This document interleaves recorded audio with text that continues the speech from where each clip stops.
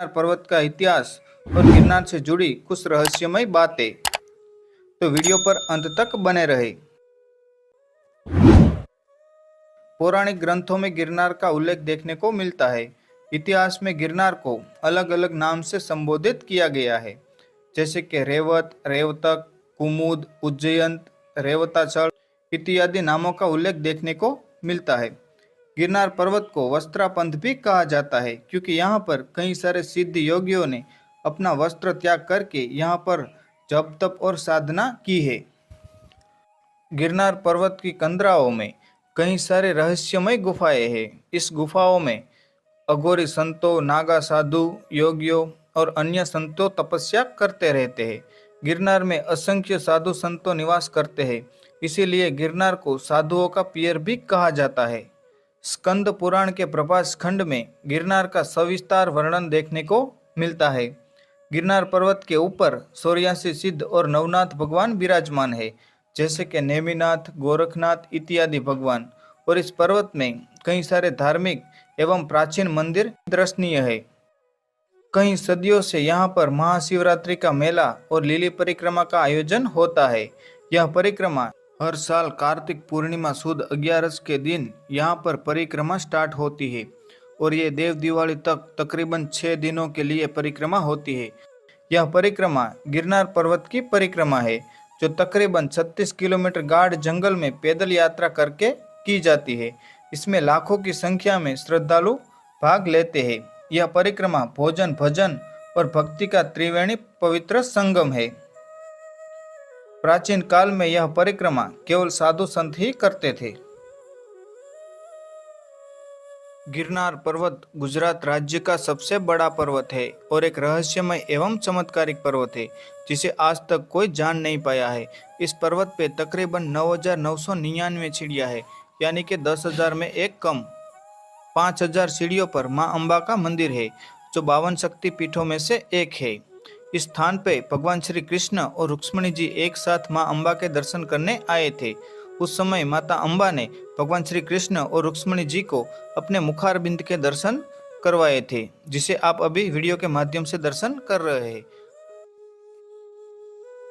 वर्तमान समय में भवना तलहटी से माता अम्बा के मंदिर तक रोपवे की सुविधा है। भक्तगण चाहे तो रोपवे का सहारा ले सकते हैं, अन्यथा पैदल यात्रा करके पहाड़ चढ़ सकते हैं।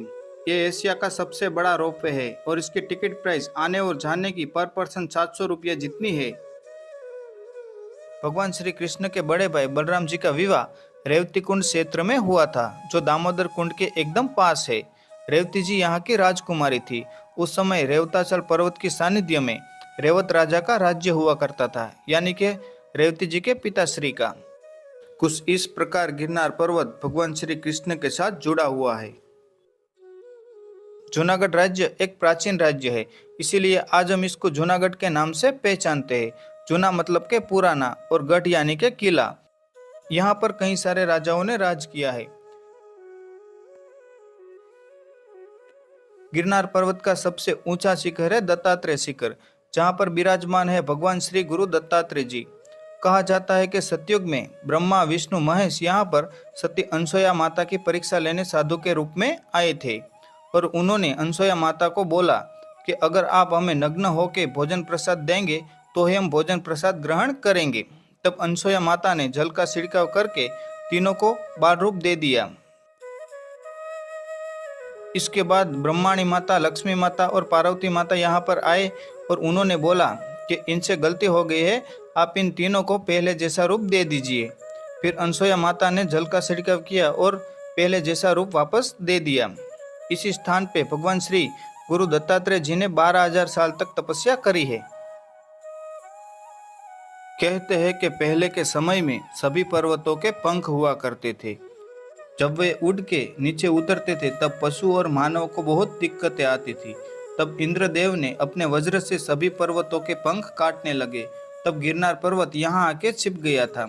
फिर इंद्रदेव ने गिरनार पर्वत के पंख काट दिए और गिरनार पर्वत को वचन दिया कि तुम्हारे ऊपर 33 कोटि देवी देवता निवास करेंगे। इस पर्वत पे आज भी तकरीबन 800 से अधिक प्राचीन मंदिर है। अब बात कर लेते हैं जूनागढ़ के कुछ दर्शनीय स्थलों की। तो जूनागढ़ में कई सारी दर्शनीय एवं घूमने लायक जगहें हैं, जैसे कि जूनागढ़ का किला, मोहापत मकबरा, गिर नेशनल पार्क, अशोक शिलालेख, दामोदर कुंड इत्यादि यहाँ पर ऐतिहासिक एवं पौराणिक जगहें हैं जहाँ पर आप दर्शन करने जा सकते हैं। जूनागढ़ बहुत प्राचीन एवं पौराणिक शहर है, तो अगर आप यहाँ पर दर्शन के लिए आते हैं तो कम से कम 3 से 4 दिन का समय निकाल के आप जूनागढ़ में घूमने आ सकते हैं, तभी आप सभी जगहों को कवर कर पाएंगे। तो दोस्तों, आज के इस वीडियो में बस इतना ही। अब मिलते हैं नेक्स्ट वीडियो में, तब तक के लिए जय हिंद जय भारत।